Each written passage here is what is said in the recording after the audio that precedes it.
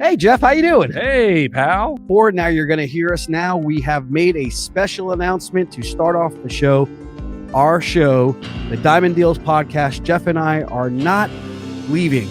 We are just moving to a different day.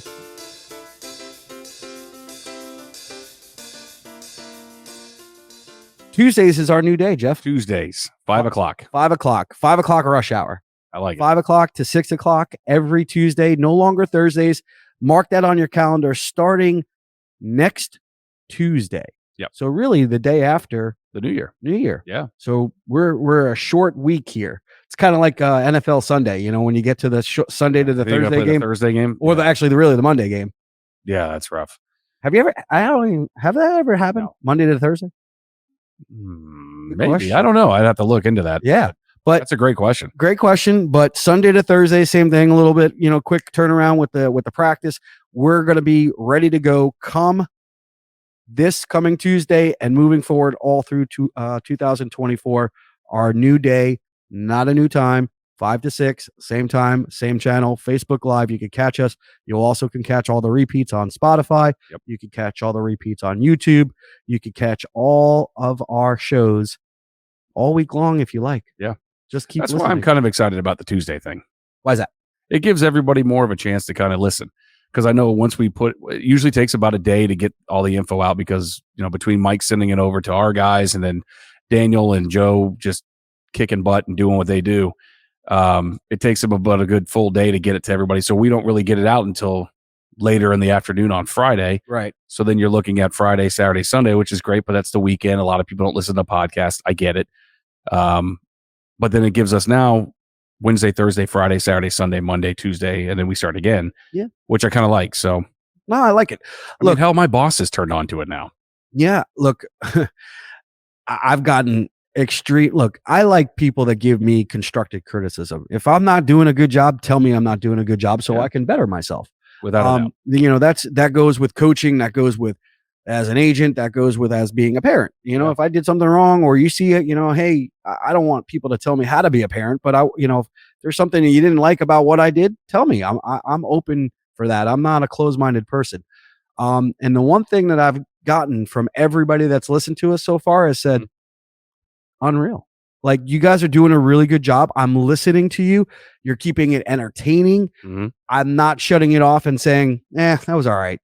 Every single episode, everybody that has actually physically listened to us or watched us on Facebook Live has said the exact same thing. I'm not sure if you're getting that same I am getting that. I mean, and look, I don't know if everybody known this. We've done this before. We did this 10 years ago before we became fathers, 11 years ago. Yeah. And we had fun back then. We're having fun now. It wasn't our day job. It was just something that we enjoyed to do. You had an opportunity. You brought me in, showed me the ropes of the old radio scenario before there was podcast. Yeah. And, now we're doing what we're doing and we're doing what we love to do. It's awesome to me. Yeah. It's been good. I am very excited to continue to keep doing this through next year, through 2024. Mhm. And as I told you when we walked in, I knew we were having a little audio problems, but I think we have fixed that since. This is something that I have said from day one is a no hold barred show. I am not going to hold back. I'm going to speak my mind professionally. Because I think we have a right to do that as things start to evolve in our life. Things happen for reasons. We make good decisions and we make bad decisions. And some people out there make good decisions and also make bad decisions towards us as individuals. And what I have learned in a long process of these last 3 or 4 years for myself is that people can change on you in a second. And no offense to anybody in particular, just that's what I've learned. And I've learned that people have changed and people can change and got to know who your friends are, got to understand who your family is.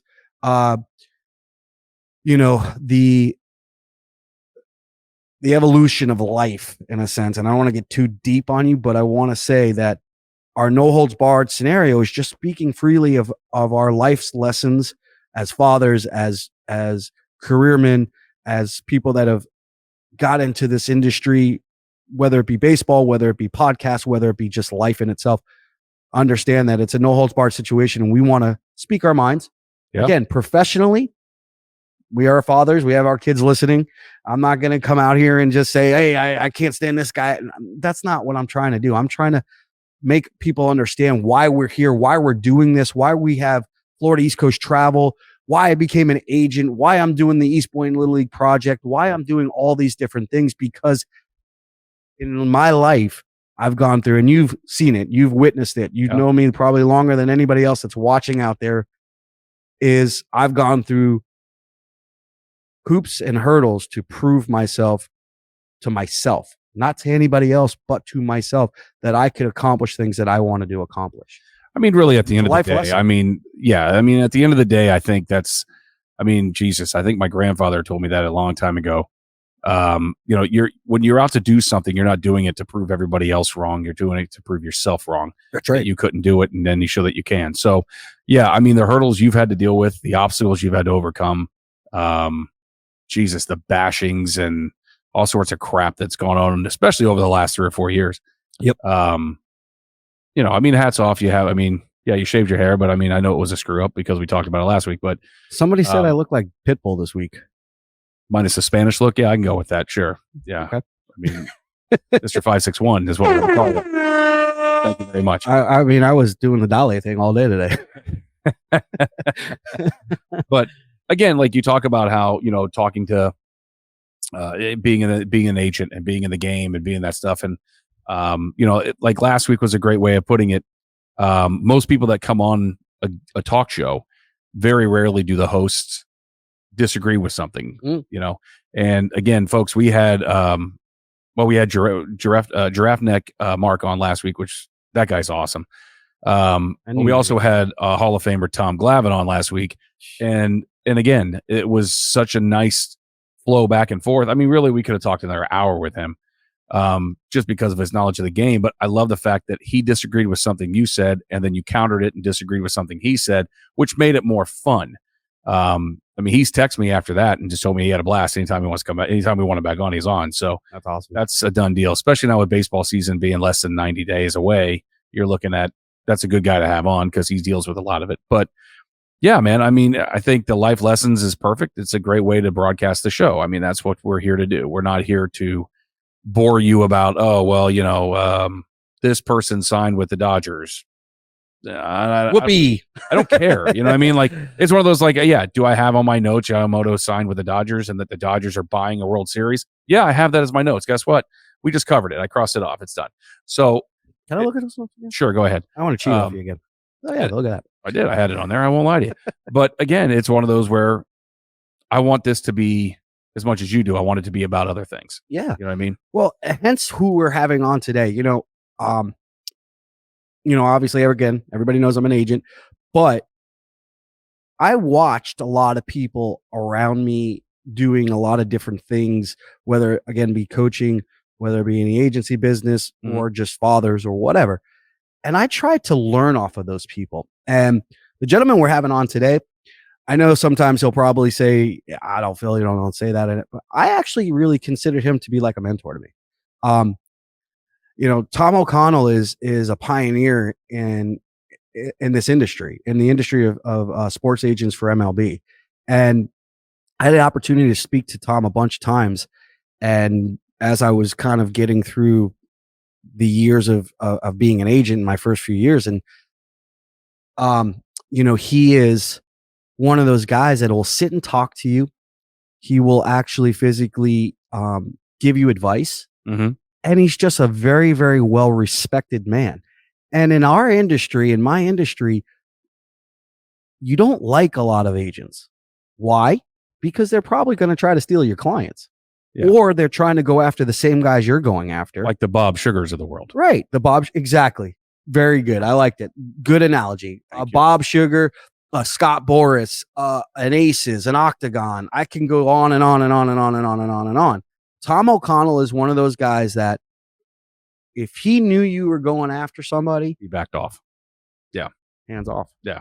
And the same way for me. Yeah, and that's the way it's supposed to be. I mean, I thought that's how the business worked, but No, it doesn't work that way. again, when you find out later in life, I mean, movies also helped, but and obviously being friends with you also helped too. But I always would have thought that business, everybody's kind of in it to win it kind of thing. I get how it works, but it's cutthroat, man. I mean, they'll slice you right the friggin' stuff right there. I had to watch what I say, but you know what I mean. Everybody's trying to go after the next big thing, whether it be Shohei Ohtani, whether it be a Yamamoto, whether it be a Harper or a Trout or whoever.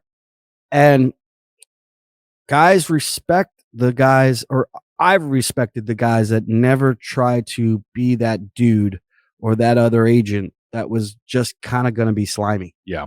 And look, don't get me wrong. People have called me and asked me to represent them. And then I found out certain situations and I was like, nah, I'm good.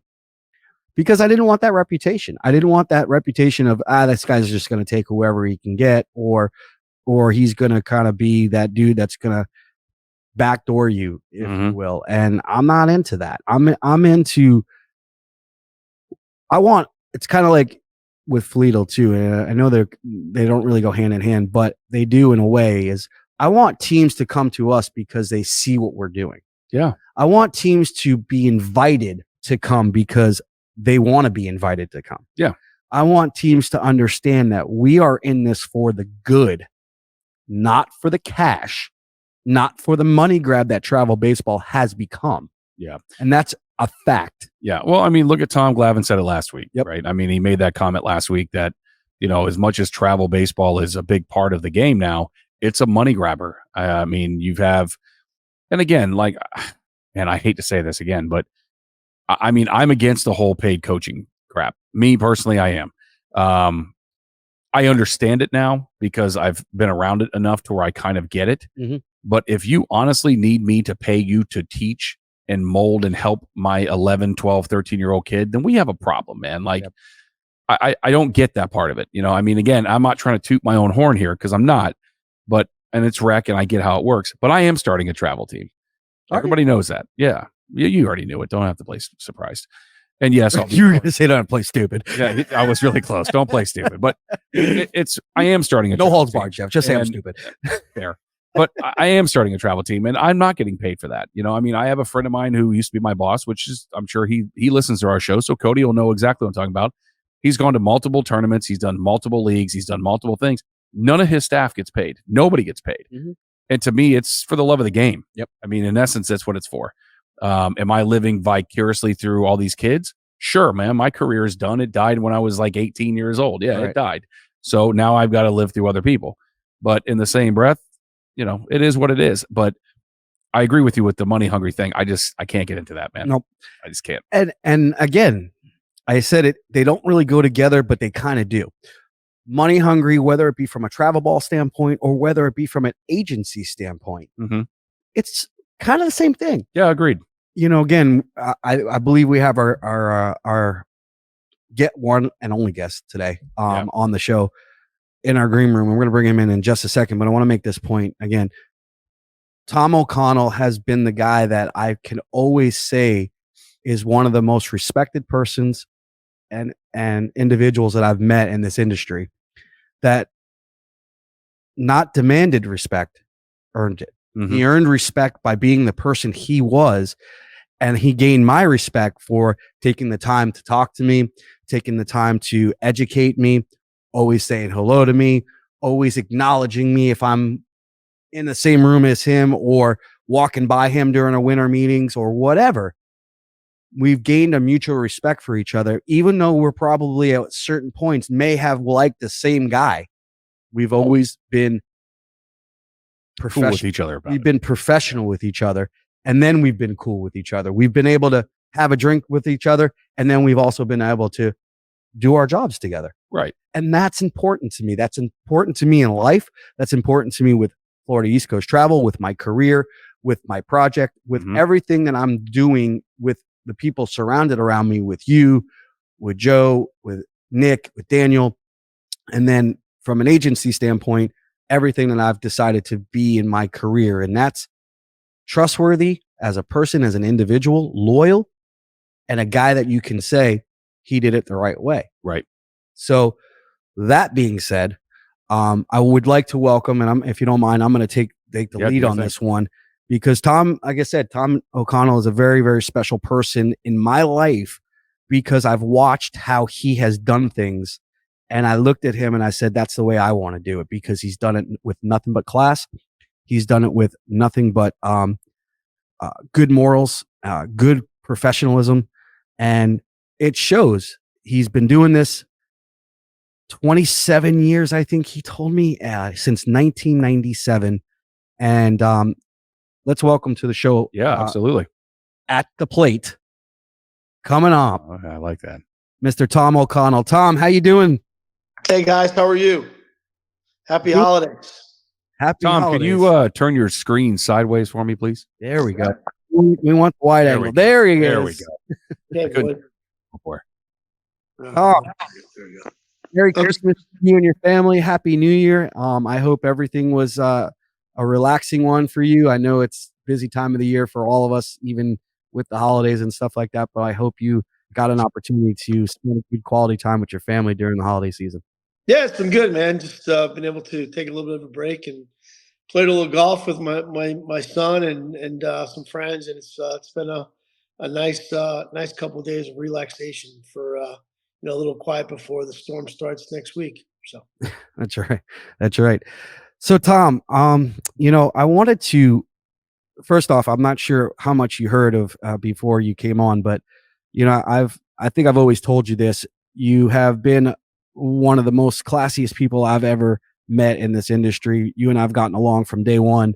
I've admired everything you've done since you started your career and since I've actually got into the career of being an agent, and just the way you've gone about your business. And it's a testament to you as an individual. I'm not trying to make you blush through that through that nice coat you got on and that turtleneck you're wearing today, but seriously, a little chilly here in Central Florida. Well, Yeah. Phil, I appreciate that. That's very nice of you to say, and it's been I've been very blessed to be able to do this for as long as I've been doing it, and obviously it's it's truly special, and I've really valued all the years I've been able to do this job.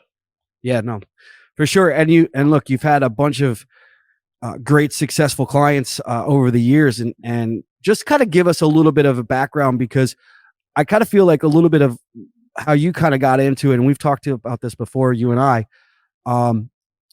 we kind of came from the same mold, the way you started and how you kind of got going. And then kind of the way I was trying to find my way and working in bars and restaurants and trying to find my way through what I wanted to do in a career, and just kind of explain to us how you kind of got into the industry, and what was your motives to want to be an agent and get into this very competitive world.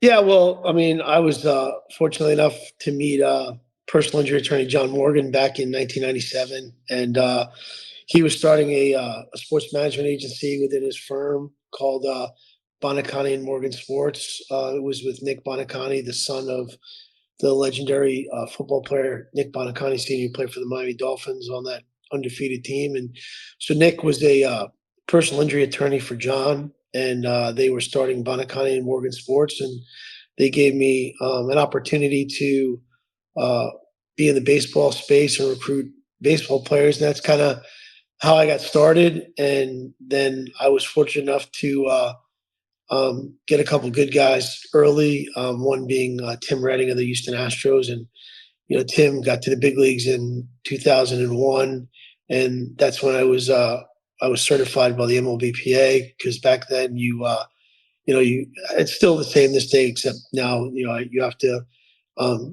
I think you have to take a test to be certified in the Players Association. But back then you just needed a man on the 40-man roster, and so Tim was put on Houston's 40-man roster, and I got certified in 2001. And then, that's when I met Jeff Fennell. Jeff was the assistant general counsel at the time at the Players Association. And Jeff was, really, really good to me, really kind of mentored me to some regard as far as learning the CBA and learning, all the intricacies of the CBA and all the things that go with that, but more importantly, just really forging that relationship with the Players Association. Who back then was Don Fear and Mike Weiner and Gene Orza, it was just really those first several years was tremendously educational for me.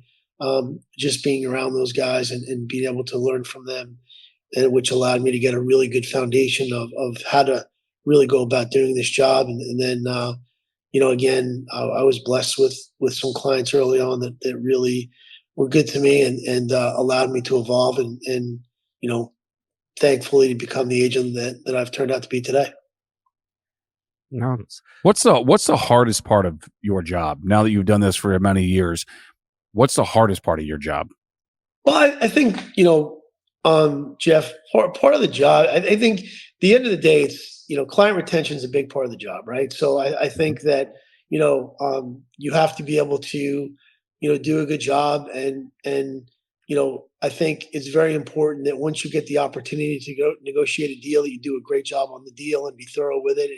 And, results really matter in what we do. And, every time you have an opportunity to whether it be a free agent deal, whether it be a draft deal, whether it be a salary arbitration deal, you have to be really thorough in your preparation. And then you have to be meticulous in your details. And then ultimately, you have to try to really just be aggressive and try to get the best results you can. But I mean, again, I think we're really judged on the results we get in this industry. And I think that's the most important thing is when you get the opportunity to negotiate a contract that you do a great job. Yeah, it makes sense. All right. So I have one more other question that I had to ask you. So by the way, first thing, it's not a question, it's a statement first thing, but you said you started in 1997.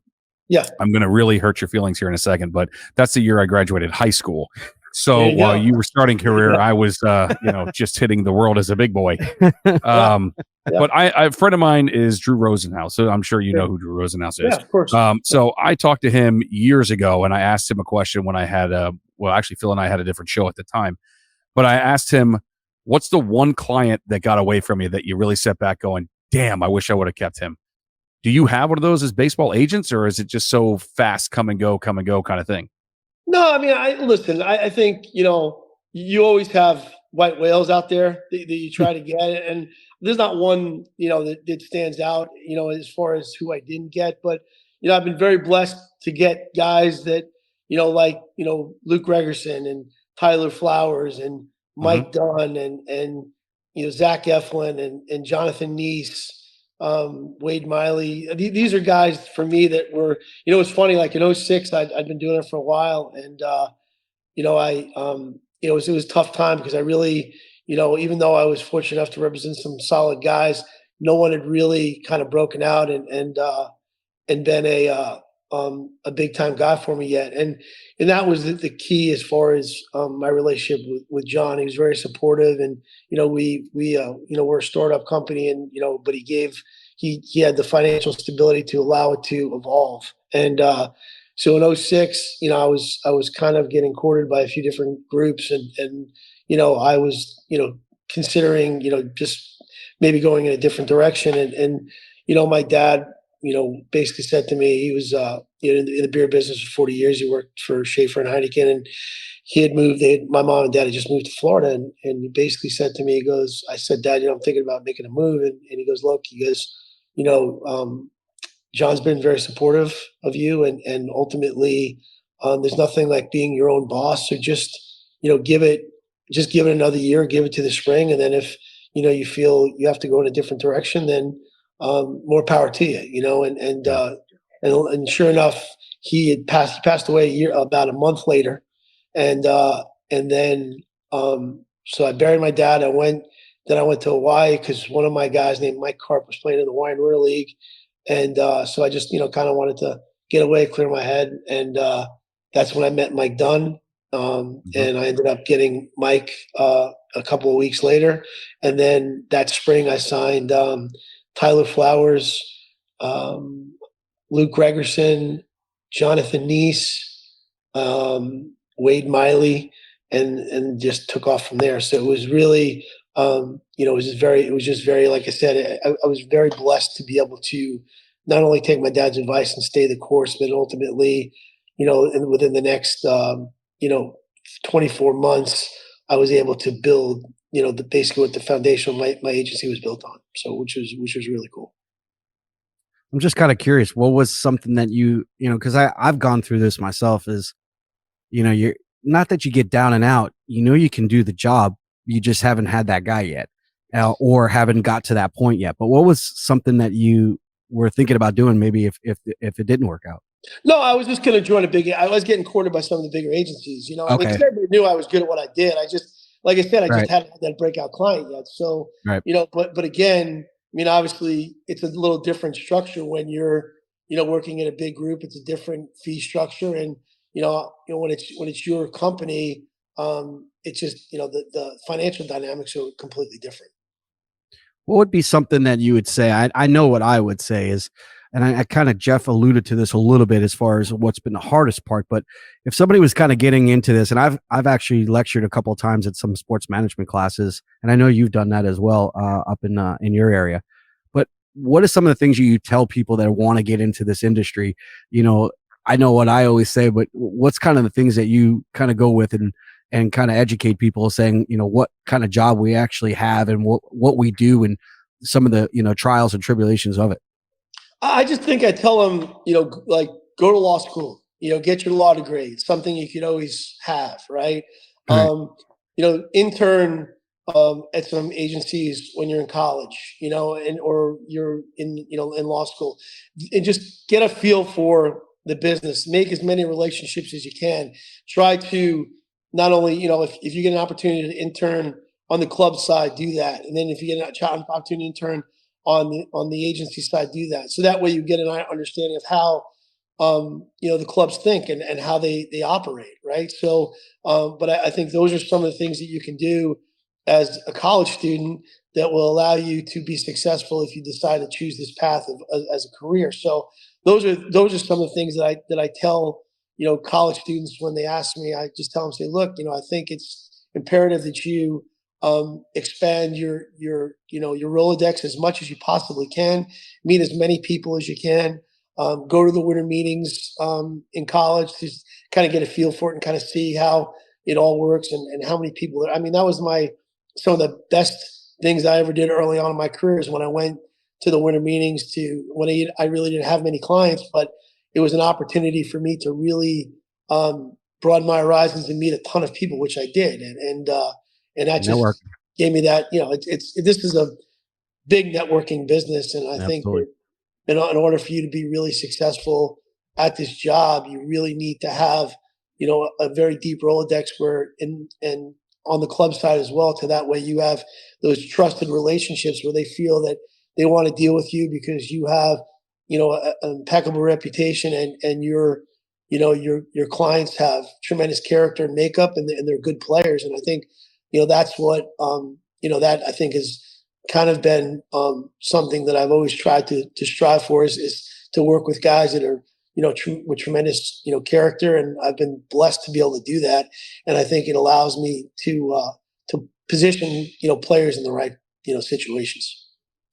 Now, what's the advice you have for somebody that's turning 45 in a couple of months that wants to get involved in this agency thing? So Does the same rules apply? Just looking for a job. There's this You thing hiring, called Tom? It's called Powerball. They do it Mondays, Wednesdays, and Saturdays. Right now it's at 7:36, and so just get yourself $40 in tickets. Yep. Every Monday, Wednesday, And and just Saturday. take a shot, huh? And Jeff, go for the goal, baby. You know what I mean? And Thank you. then you can buy your own network. Don't feel bad, Jeff. He's told me the exact same I thing for the figured. last 6 years. No, I mean, look, he said exactly Phil, the same way. you're not hitting any numbers, man. I mean, I'm telling you this shit for 20 years. You gotta pick the right numbers, dude. Can't stop playing my birthday, huh? Yeah, stop playing your birthday. Not working. It's not working. Clearly. No, seriously. I mean, that's how Tom. I mean, the first time I met, I believe it was at the winter meetings, and he's right. The networking is what you accomplish through that entire. You can't be scared to go up to somebody and talk to somebody. Yeah. You can't be. Not in Not this doing this business. job. No, No, not doing this job. no, you have to have that personality, which Jeff, you do for sure. I have always had that personality, but Mhm. sometimes it gets a little. I mean, did you ever get intimidated? Because I just, you know who Dennis Gilbert is. I just had an opportunity to speak to him for the first time. And for 14 years, Tom, I swear, every time I saw him, I went like this, "Hey, man." And I Yeah, never had I never had say the balls to go up to him and talk to him. And then all of a sudden, Dennis is a great guy, dude, he's awesome. I actually Dennis and I one year Dennis was on the other side for the White Sox because Yep. he has a really long-standing relationship with Jerry Reinsdorf, and he actually negotiated the Tyler Flower salary arbitration case with me. So I've known Dennis for a long time. Nice. Super guy, and still very involved in baseball at many different levels. But yeah, I mean, again, it's funny. Like I guess I've never really. That's never been an issue. I think that you have to be able to approach anybody in this Yep. business, and I think that it's invaluable or actually very valuable to have those type of relationships with upper management, obviously. So I think anytime you get an opportunity to meet people of that stature, then again it's and it just most of the time it happens organically. You're with somebody or they know that this particular individual, and you're with a group of people and you get introduced. But yeah, I mean, I think that's a big part of the job as far as how you can really again just expand your network by just being at the winter meetings and doing and again it's 4 days, but it's every year. And other than the year we had COVID, which kind of shut it down for about a year and a half, but it's a really good opportunity to meet a lot of people in the game. Absolutely. What's your favorite place for the winter meetings? I know what mine is. I'm curious what yours is. I've always been very fond of San Diego, even though it's on the other side of the planet for me. I've had some really good. I've had some great results in San Diego. So San Diego, I'm very very fond of the Hyatt Manchester in San Diego. You had a great result this year at in Nashville right off the rip. I think you were the first guy to get something done, weren't you? Yeah, my man Wade Miley, the gift that keeps on giving. My man still running it out there at 37, just getting out. He's still throwing it, through slinging it, doing his thing. No, it's been awesome watching. This Wade will be starting his 14th year at the major league level, and that's just. I mean, for me, it doesn't get any better than that when you can be able to compete at that level for 14 years. It's funny. People always ask me, about the challenging things about when you're a younger player and options and getting options to the minor leagues and all those types of things. And out of all the players I've ever represented, I've represented over 60 major league players in my career. There's only been two guys that ever didn't ever get optioned to the minor leagues at least once, and that was Wade Miley and Luke Gregerson. Never got optioned to the minor leagues, other than to be down there for to rehab an injury. But as far as actually being optioned down, Luke and Wade never did. Wow. What about I think you and I talked about this. What about the draft? I mean, I think you kind of know where I stand in certain situations with it, and kind of the model that I've kind of taken on in the last 4 or 5 years, which is overseas. But how do you feel about the draft and the way things have kind of gone over the last couple of years since COVID and moving it down from 40 to 20? We talked to John. You know who John Updike is. We talked to John a couple of weeks ago. John's now doing the analytics side, and obviously was with the Mets for so long. But what's your take on how they've moved it and lesser rounds now? Well, look, I mean, I think what it's done is it's sped up the process for players. So now your window to get to the major leagues is shortened because they've contracted all those teams at the lower levels. So Yep. I think that because now it's only 20 rounds, you have to really you don't have time to be stuck on the campus or the complex league for 2 years. I mean, basically you're drafted and they throw you right into the fire, and you have to really you have to adapt and adapt quickly. So I think that's one aspect that it's definitely changed. It's changed the fact that you no longer have a long period of time to allow yourself to get on a solid path towards the major leagues. I think you have to really respond quickly. But the one thing it has hurt is the fact that the guys for example, like Luke Gregerson, who was a later round pick, those guys are not.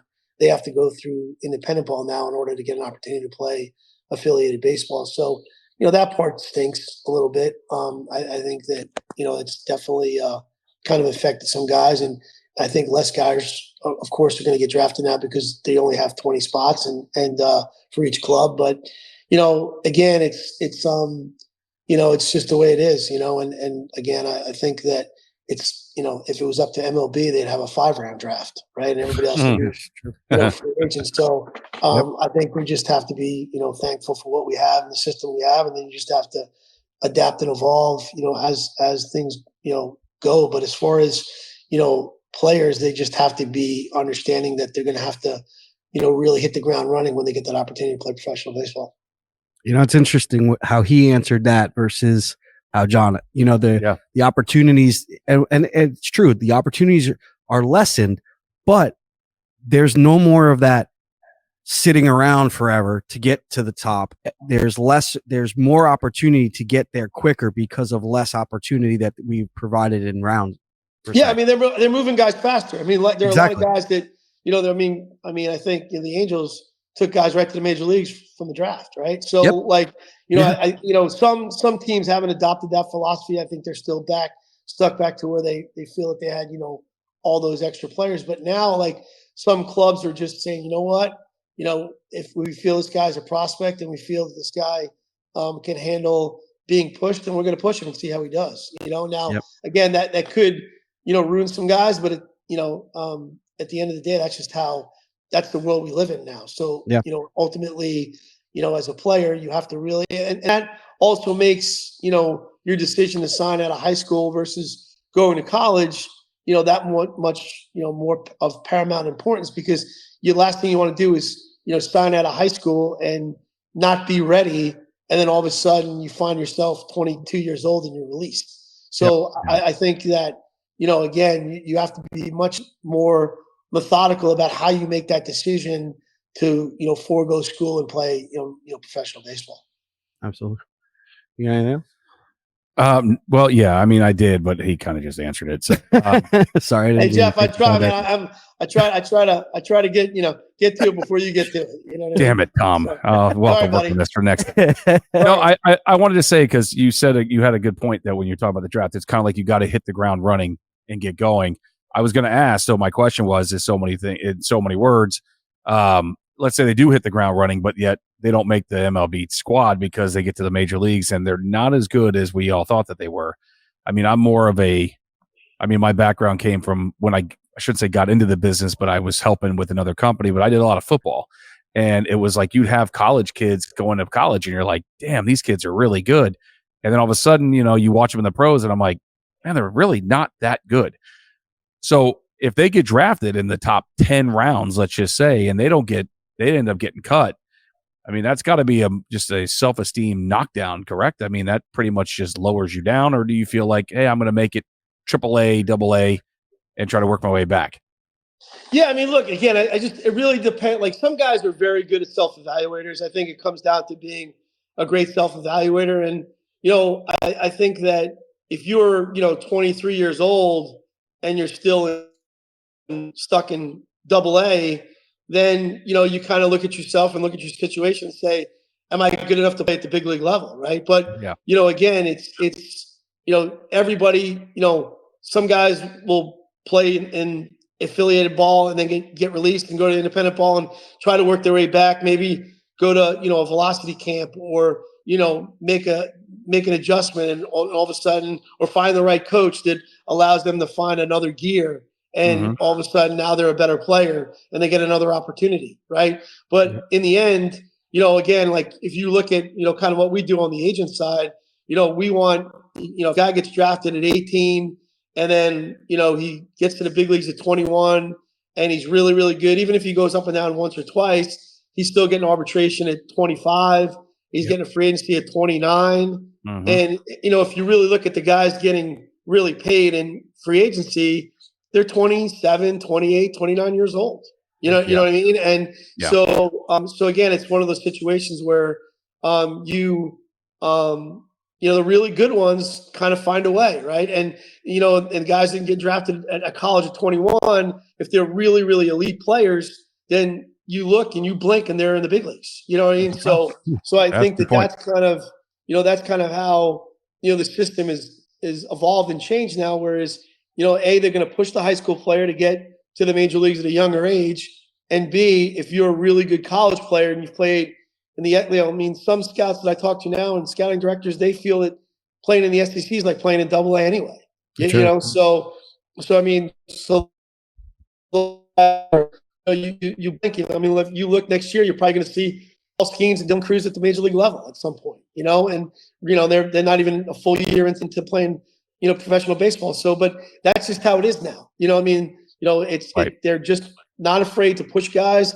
And and the one thing that I always tell parents in the draft is that make sure that if your son's going to sign out of high school, make sure you feel like he's mature and ready to do it, because you have to be responsible. You have to be self-motivated. You have to understand that nobody's going to be there with a safety net for you to make sure that you're getting up when your alarm goes off and you're out there for 10 hours a day. And basically you're going to be, once you're drafted, you have very little time off. They want all these mini camps and early camps in January and February. So it's a full-time job.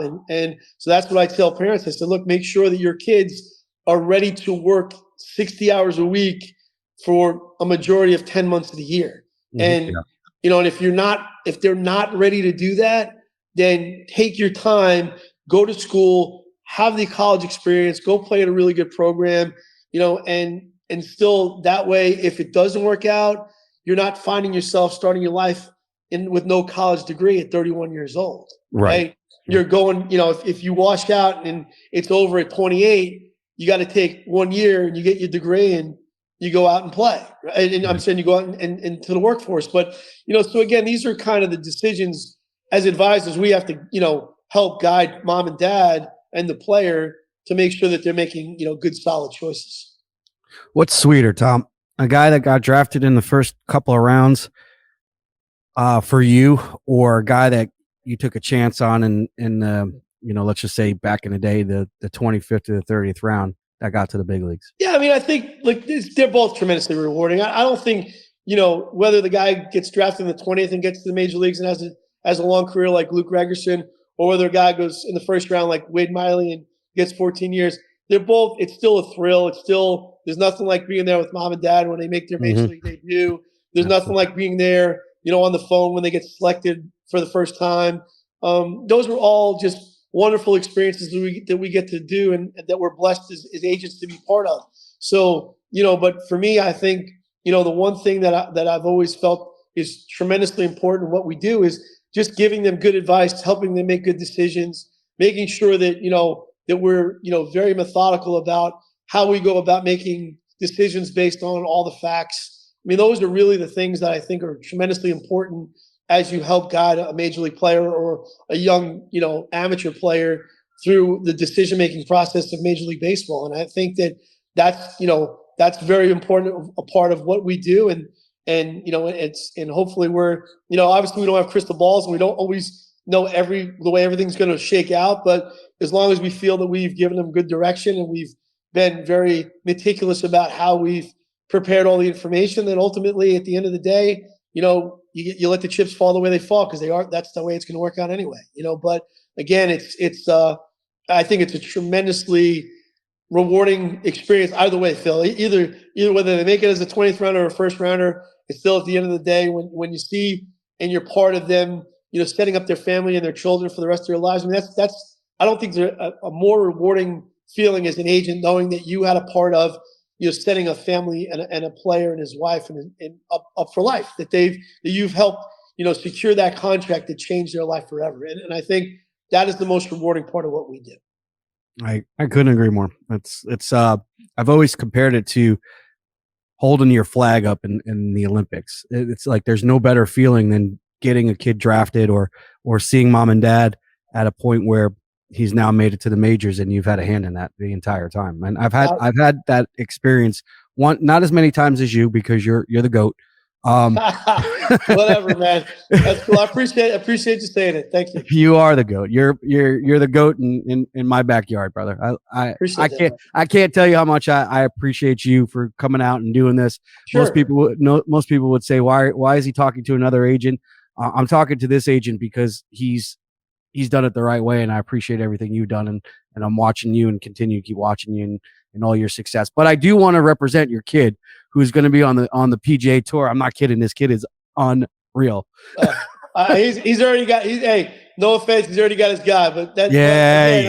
I just want to hopefully do this for long enough to where I can, enjoy watching him when he's out there. Hopefully, but either way, I'm just and I can't. I have to say a shout out to my daughter because she's a really tremendous lacrosse player, and awesome. So she is. She plays for M&D Orlando, and she made the move recently, and she's thrilled to be a part of their franchise, and hopefully she can. She's going to be going through the college process here in a year or two, and I'm going to be looking forward to helping her mom navigate that. So it's going to be fun. Forget about the business part of it too, though. Jeff is I've watched him, and we follow each other on social media. He's awesome family man too. He's always there for his kids. And he's got a house not easy freaking athletes. It's not easy doing what we do and then also be there for everything. That's got to be hard. 24-hour day, 7-day-a-week job. So kudos to him. Tom, Merry Christmas again. Happy New Year to you and your family. Yep. All the blessings that I could possibly wish for you. I hope they all come in this year. Thanks, buddy. Well, listen, guys, Merry Christmas, Phil, Jeff. Thank you for having me on. You guys, all the best in 24. Philly boy, I'll see you in the trenches. Okay. You got it, buddy. See you guys. Buddy. Thanks, Tom. Care. Hey, Tom O'Connell. Not a bad dude, man. Look, we had Tom Glavine last week. We had Mark Luino. We've had John Updike. We've had the coach from the Savannah Bananas. We've had interesting individuals, and Tom is also one of those interesting individuals because, again, it's not an easy job. I've been trying to say that since day one. It's a very competitive job. Yeah, you've told me. It's guys that are out there 24 hours a day, 7 days a week, trying to make something out of their lives. And Tom is one of those guys that you heard what he said, 2006, he wasn't sure what he was going to do. I've gone through that many, many, many, many, many times since I've started. Yeah. And every single time I've said, is it time for me to do this? Is it time for me to stop and look in a different direction? Maybe go with another agency or maybe do something different in the industry. Right. I've always gotten stopped by the fact of this is what I love to do. Yeah. And Tom stuck with it, and then the ball rolled, and that was it. Yeah. And again, Wade Miley, Zach, I mean, he's had dudes. Yeah. And, because he is who he is, he's a good individual. He's trustworthy. He shows the attention to his clients. He actually is also a family man, which a lot of these guys appreciate too, because when they get to a certain point in their career, they're family men too. You know what I mean? They get married, they have kids, and now they're family men, and you could always judge how a person's going to be when he is with his family. I've always said that. We've talked about that multiple times. Your dad, how he was so involved with you and Kyle and your family, and how he is with his grandchildren now, and how he is as an individual is rubbed off on you as a father. Me, the opposite. I watched other people be good to their kids and say what I didn't want to do happened to me because I wanted to be a different type of person than my old man was. So I think, you learn from individuals, and it's not a bad scenario to have a mentor like Tom O'Connell out there, even though I'd ever worked for him a day in my life. Yeah. I've watched what he's done. I became friendly with him. I networked with him, met him, wasn't afraid to go up to him. And now he's coming on my show, our show. Yeah.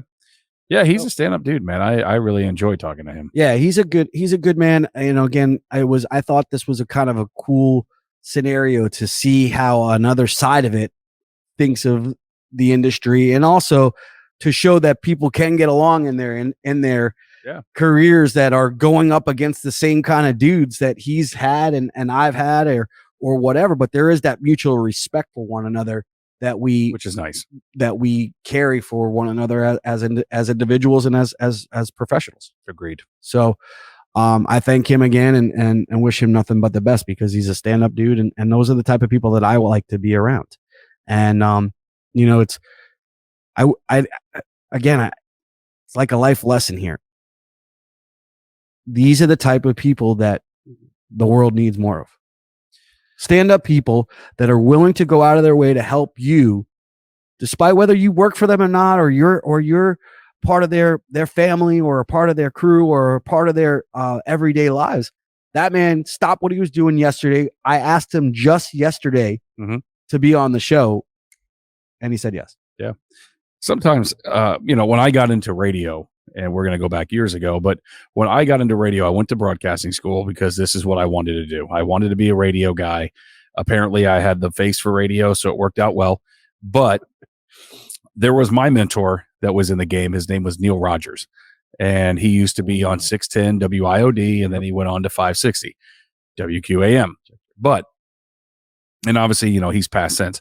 And some of the people that are listening, like I know my dad, as he's listening, I mean, he's the one that turned me on to Neil Rogers. My boss at work, where I work, he grew up listening to Neil Rogers. So it was one of those where he was the Howard Stern for the local area. And I called him and got in to talk to him off the air and told him I was going to go to broadcasting school and if he would give me some advice. And he told me to stay away from it. He said, stay away from radio. And I didn't listen to him. And I went on and I went to broadcasting school and I did 10 years in radio. Right. And he used to call me all the time and just to check in. Hey, how's it going? Hey, your opening segment was really good, but stop saying all the time. And it was one of those where he listened. He took more satisfaction out of the fact of somebody he knew went into that industry and didn't take any crap. And that's exactly what I did. So he enjoyed that. And sometimes, like you're saying, you get more satisfaction out of watching somebody like yourself, you and him being friends. And if you were to go a different direction and do really well in the industry and sign, I'm making this up, but Cody Bellinger and Matt Chapman and all them other guys, and you ended up, well, don't make it up. I want those guys. I know you do, but I'm just saying, if that happened and you went on to be this next Scott Boras of the world, you don't think he's going to sit back going, good for him, man. This is awesome. That's exactly what I'm talking about. That's exactly what I mean, look, you heard what he said. I told you to hit the Powerball numbers and stop playing your birthday, man. Because he's been rooting for me. And I've had a lot of people like that, man. I've had a lot of people that have been in my corner rooting for me. Good friend of mine, Cliff Terracuso, was always rooting for you, coach. And I appreciated that because you don't get too many people like that anymore. Most people are hating on what you're doing. Yeah. Because they didn't think we've talked again, back to the no holds barred. I've had more haters in the last 4 years than I know what to do with. Why? For what reason? I didn't do anything to them other than try to do something to better the community, better my life, better my career for my family, for my friends and their kids. Okay. You have a kid over there. Weren't you excited when you heard about what we were doing at East Point Little League? Yeah. Did you once say he's doing this for the wrong reasons? No, because you knew who I was as an individual. Agreed. Most people didn't come up to me and say, why are you doing this? They just made their own assumptions. That's the problem with the world, though. No. Well, yes, you're 100% right. That's what's the problem with the world. But the other problem is people listen too much instead of actually physically finding out facts for themselves or going out there and actually physically saying, you know what, let me make my own assumption or maybe let me make my own judgment on that person rather than listening to guys like Oscar Santalo out there, who is the biggest crook in the world. And I'll say it right now on our show. He's a crook. He's been a crook and he will always be a crook. Why? Because he's not doing it for the right reasons. He's got a terrible product. He's not a good individual. And guess what? It shows. Why? Because we got 96 teams that came us on our first year that said, we want to try something different.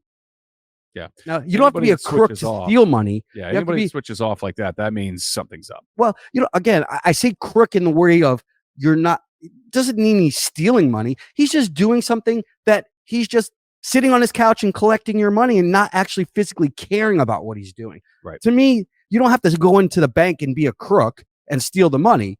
You have to be somebody who actually physically cares about what you're doing. And if you're not, then you're a crook because you're just not doing anything that's beneficial for anybody. And I'll say it. I'm sorry. It's the truth. And I have a ton of proof, but I've never gone out and said, this is what he's done. No. Why? Because I'm trying to be a good person. And I know you're going to say, well, no, you just said he's a crook.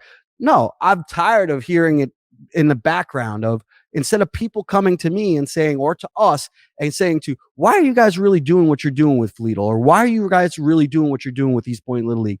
They're making their own assumptions because they're listening to some guy who's been doing it for 18 years that's afraid to lose his pockets. Yeah. Competition was always good. Doesn't have to be about going and being derogatory. Competition is healthy. It's healthy for the soul. It's healthy for a game. It's healthy for individuals. You want to better your product? Better your product by being a person that actually learned from something else that somebody else did, i.e. Tom O'Connell. I learned from how that man operated, and I tried to become successful. And I feel like I have. I've lasted 14 years in this industry and still going. Yeah. That man's 27 years in the business and still going. The lifespan of an agent is not 14 and 27 years. It's 2 years. Yeah, pretty much. Because if you don't have the money or the backing, you will fail. Yeah. So, these are all life lessons, because this is what we're doing out in the world. We're trying to bring people down. Why are we trying to bring people down? The holidays, everybody, many blessings to you. Do you really mean that? Do you really mean many blessings to your family? Or do you really mean I'm going to say it to you, but then tomorrow I'm going to go and tell you, everybody, you're a crook? Yeah. Or you're a bad person, or you're doing it for the wrong reasons. Ask me why I'm doing it, and I'll tell you. The world needs more leaders, not followers, in so many words. The world needs more people that just open their minds to different experiences, more beneficial things, and people that actually physically are doing it for the right reasons, instead of actually physically following along something that's not good. I'm tired of hearing people say, "Oh, he doesn't have a product. I don't like him." Well, then why are you still there? Yeah. What are you doing? What are we doing? Why are we saying that, but yet it's okay to stay there? What Kool-Aid is he serving you? Yeah. What voodoo spell does he have on you? And forget Oscar. Anybody that's in this industry or in the world of travel baseball or whatever profession you choose, don't be a follower, be a leader. Yeah. Do something different with your life. And if you don't like what somebody else is doing, you don't have to stay. They don't have handcuffs on you. They didn't have them tied down to the first base and say, you got to stay here. Leave, bro. What is the problem? I don't get it. I don't either. I've never really understood it. Yeah. Me neither. But that being said, we are, again, one more time, moving to a different day. Yeah. Tuesdays. Starting next Tuesday, right here, same time, same bat channel. 5 I do to have 6. news, by the way. Wait. Do you want to say it, or can I say it? You can say it. I know you wanted to say it, so go ahead. Yeah, I know we got caught up in the audio thing and stuff like that, and then Tom coming on. But my good friend here, Jeff Aubrey of 46, so 36 years, something like that. You've beat me in a lot of things, but this time I beat you on this one. Yeah. You're gonna be a grandpa. Congratulations. Big round of applause to your stepson and his, look, man, and babies are a blessing. And, 100%. I don't care what anybody says out there. You go ahead and you be the best father you can be to that young baby. Yep. And you go ahead and be the best grandfather you can be. What are you going to be? Papa. No, not like Fredo. We always love Big Papa. Well, that's what I'm going with, is Big Papa. But Papa Jeff. Are you excited? Oh, dude, I'm like to the moon ready, man. Really? Yeah, I love it. I'm not ready to be a grandfather. I love it. I think it's great.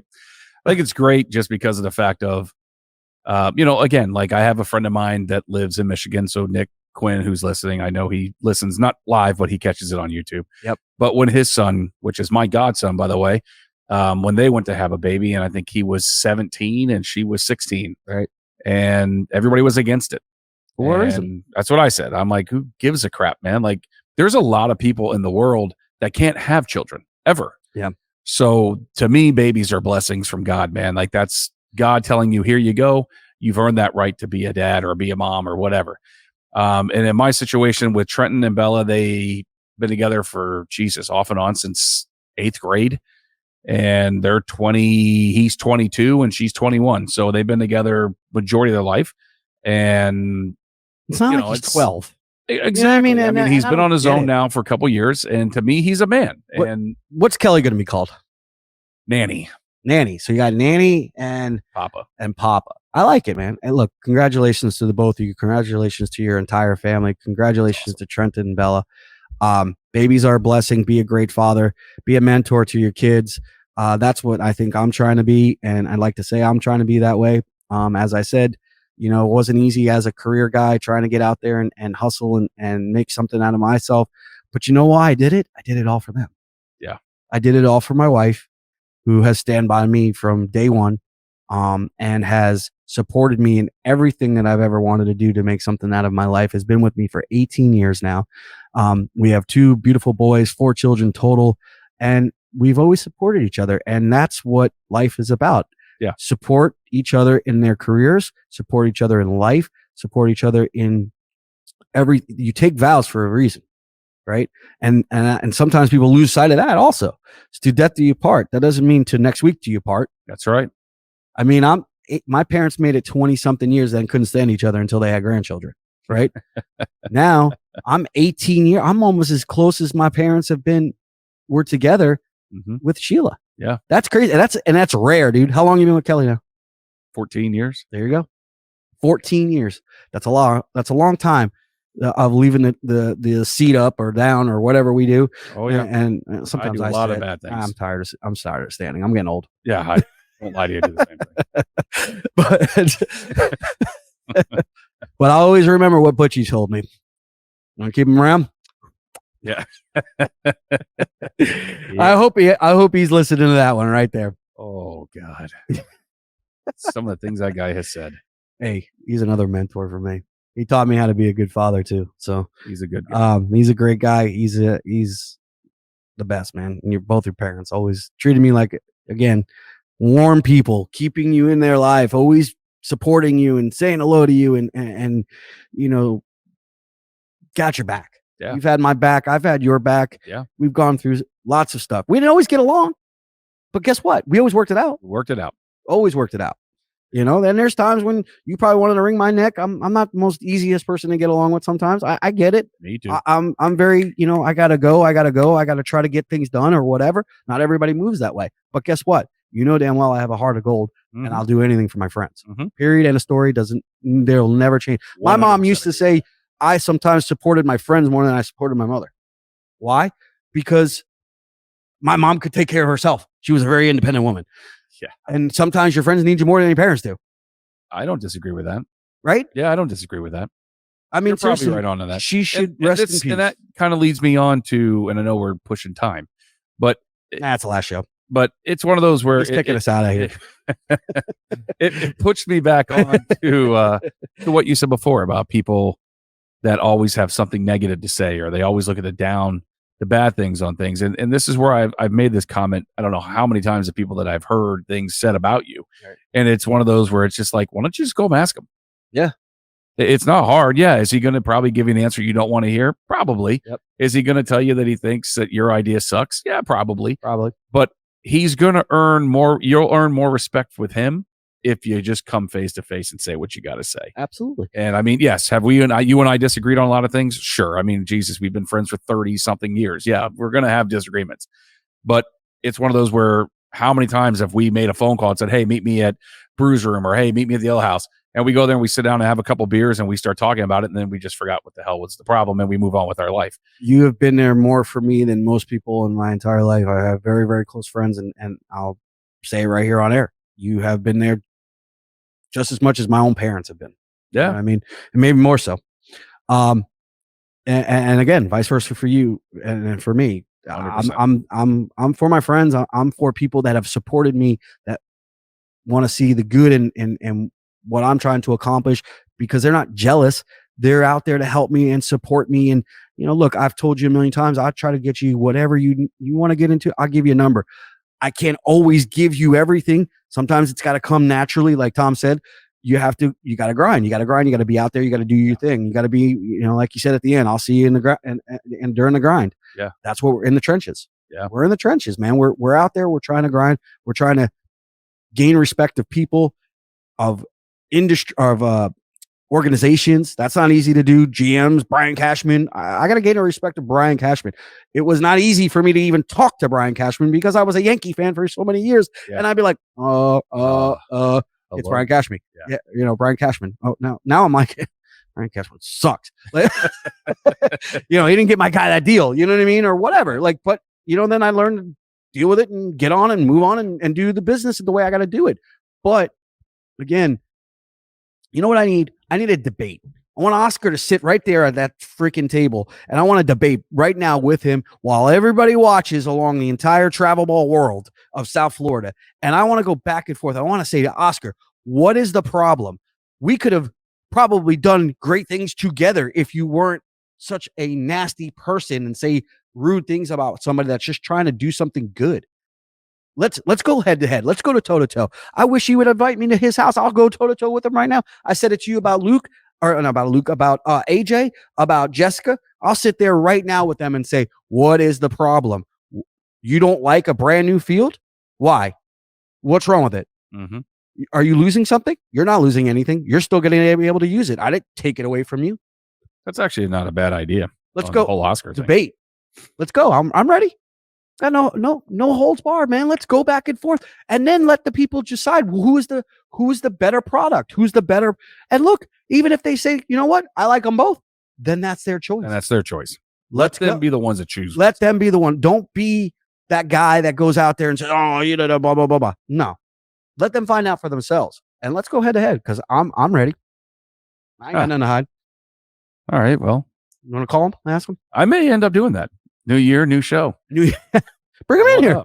Yeah. I don't see we'll leave the pool cues over there. Seriously. Mike will have to hire some security. No, look, again, I make jokes and no holds barred and all that crap, but listen, I'm here. We're here. Our entire organization, my career, I'm here to do good things, man. I'm here to not to leave legacies. So wait, does that make me the mediator in this whole deal? Yeah, you could be. I'll put somebody right there in the middle. We'll let Mike do it. Oh yeah, Mike could do it. Ask question. Hey, look, when you go up for a presidential race, you got to debate, don't you? Yep. Trump had to. Yeah. He made people look like fools. Yeah. Right or wrong? 100%. I mean, you know me where I stand on that. Yeah. I never said anything. The dude made you look like you were not knowing what the hell you were talking about. Yeah. So guess what? Let's do that, Oscar. Let's talk the game. Let's talk what we have done and what you have done. And then let's go back and forth.